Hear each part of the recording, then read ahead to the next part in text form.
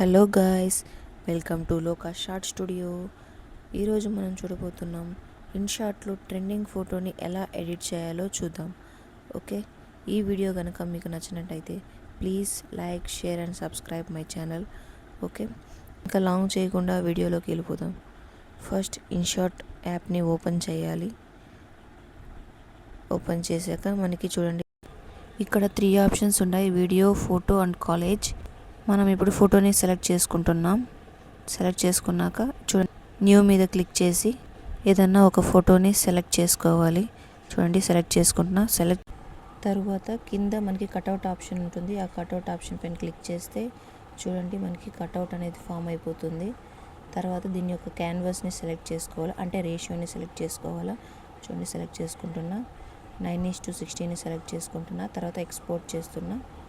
చూడండి, ఓకే. ఇప్పుడు create new మీద క్లిక్ చేయాలి. తర్వాత ఒక ఫోటో సెలెక్ట్ చేసుకోవాలి. నెక్స్ట్ దాని యొక్క రేషియో సెలెక్ట్ చేసుకోవాలి, 9:16.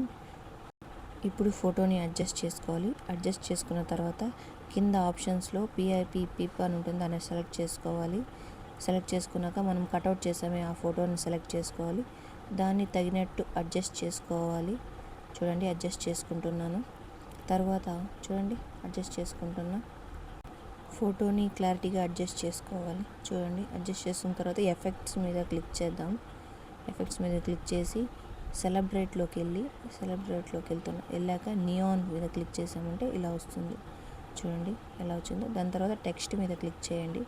నీకు ఏ టెక్స్ట్ కావాలన్నా ఆ టెక్స్ట్ని సెలెక్ట్ చేసుకోవచ్చు.